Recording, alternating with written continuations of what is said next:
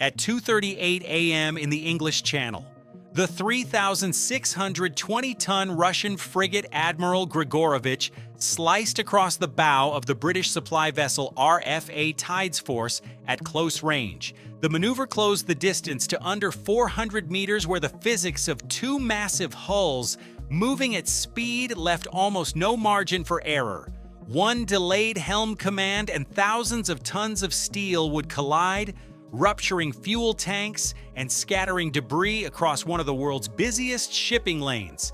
If the British ship failed to turn, the immediate cost would be measured in hull breaches, potential crew casualties, and an instant escalation of forces already stretched across the region. If Russia forced the passage unchallenged, the precedent would erode control over critical maritime routes carrying Europe's energy supplies. Now there, the two ships remained locked in that closing vector, bows turning, engines straining, with the outcome still unresolved in the darkness. Before we dive in, comment where you are watching from and click subscribe. This matters because the English Channel functions as a physical choke point for global trade. More than 500 vessels pass through its waters every day, carrying cargo and fuel worth hundreds of millions of dollars in daily value. A serious collision or prolonged closure would cascade into delayed shipments, higher energy prices, and lost economic output measured in billions over weeks. The single decision that cannot be undone was the Russian commander's choice to execute that cut-off course, committing steel and momentum in a space where retreat becomes impossible once the turn begins. That action changes something permanently because it transforms routine commercial escort into a direct test of response thresholds, altering how naval powers interact in shared sea lanes where civilian traffic cannot simply disappear. The threat sits in the present because these operations continue in the same waters where fishing boats and container ships still navigate every hour. The sequence began with the smallest physical detail of displacement and wake. At 2:38 a.m., the Admiral Grigorovich, a Project 11,356 frigate constructed at the Yantar shipyard in Kaliningrad, increased speed and altered heading to pass directly ahead of Tides Force. Picture a large truck suddenly swerving into the path of a bus on a narrow highway. Now, the frigate's lights remained fully illuminated while its systems transmitted altered automatic identification system data. AIS works like digital license plates and GPS trackers, broadcasting a ship's identity, position, and speed to all others nearby. Spoofing it is the equivalent of broadcasting a false identity so that radar screens see multiple ghost vessels where only one exists.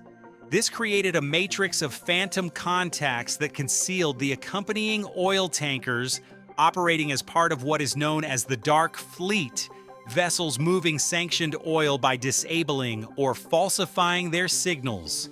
If you look at the navigation display at that moment, you will notice the British watch officers facing a sudden cluster of overlapping tracks. The frigate's 3,620 tons of steel generated a visible wake that pushed against Tides Force's hull, forcing the larger supply ship into an emergency course correction of nearly 20 degrees to starboard. The Royal Navy vessel, primarily a replenishment tanker rather than a combatant, responded with maximum rudder and engine power to avoid contact. Meanwhile, the Russian ship maintained its aggressive profile. This was not random aggression, but a calculated response to recent British declarations about intercepting vessels suspected of evading restrictions on Russian oil exports. The frigate carried caliber cruise missiles and had deployed with two tankers whose combined cargo represented significant strategic value in sustaining distant operations. By 2:45 a.m., the tactical picture shifted into the invisible domain of signals and sensors. And long before the frigate left port, its electronic signature had been cataloged by satellite systems and underwater acoustic arrays. These underwater networks function like a chain of submerged listening posts spaced across the seabed, each one recording pressure waves and vibrations, much as geophones on land detect distant earthquakes. Every propeller, beat and machinery hum from the Russian ships was matched against known profiles the moment they entered the channel. The Admiral Grigorovich responded by initiating a layered electronic deception. It first emitted multispectral smoke that scattered visible light and certain radar frequencies, the maritime version of a stage magician releasing fog while repositioning props behind the curtain. Simultaneously, it launched 10 active radar decoys. Each decoy is a small floating device that receives incoming radar pulses and retransmits amplified versions designed to mimic the radar cross-section of a 4,000-ton warship. Contrast a conventional passive decoy that simply reflects signals like a mirror with these active units that generate their own tailored returns. If you look at the international radar feeds, at 2:50 a.m. you will notice 3 real vessels suddenly appearing as 12 identical bright contacts, moving in an interlaced pattern. The formation created confusion by forcing decision-makers to choose which contacts represented actual threats and which were phantoms. The alliance countered with low-altitude surveillance aircraft deploying synthetic aperture radar. Traditional radar works like shouting in a canyon and listening for the echo. Synthetic aperture radar instead builds high-resolution images by combining multiple pulses from a moving platform penetrating the smoke screen to reconstruct precise 3-dimensional shapes of every object on the surface. At the same time, a Northrop Grumman MQ-4C Triton drone operating in the stratosphere scanned with long-range infrared sensors. These sensors detect heat the way a thermal camera spots a running engine on a cold night, identifying the genuine thermal plumes from warship turbines that decoys could not replicate. All data fed into the Link 16 network, a real-time tactical data link that synchronizes information across ships, aircraft, and ground stations like a shared digital map updated every second. On the fused display, the 3-dimensional radar models were overlaid with the infrared map.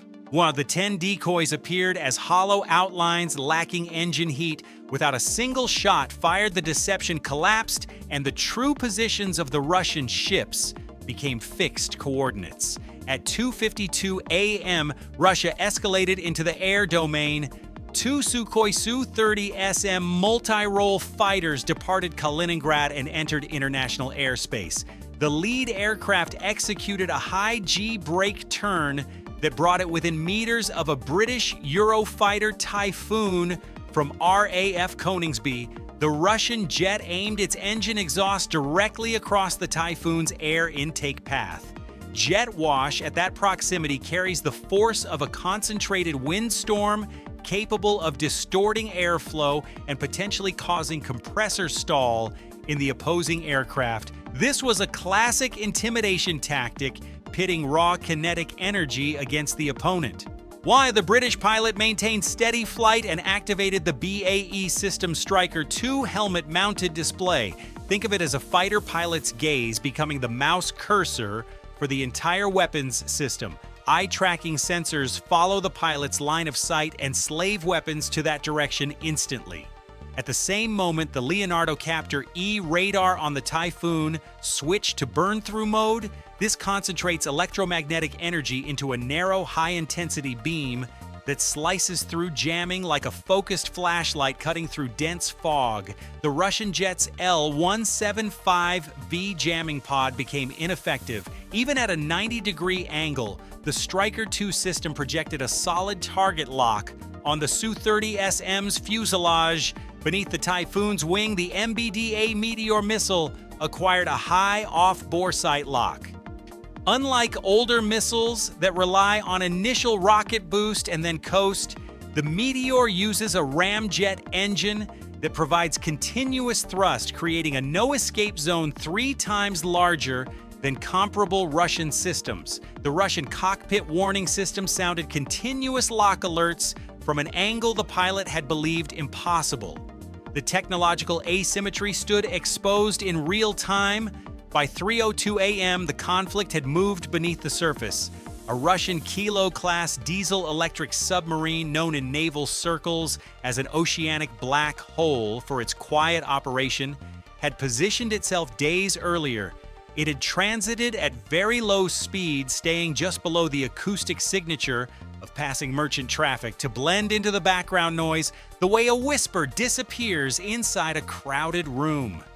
The submarine released acoustic decoys programmed to imitate the propeller sounds of a U.S. Virginia-class fast attack boat. These devices are floating noise generators designed to lure passive sonar operators away from the real target. Traditional passive sonar listens like a person cupping an ear to hear distant footsteps.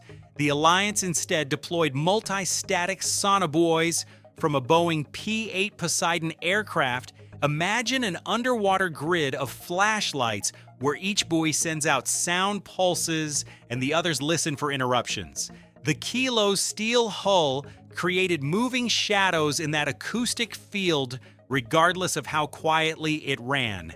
If you look at the processed sonar display, you will notice the submarine appearing as a clear silhouette against the cross-referenced beams.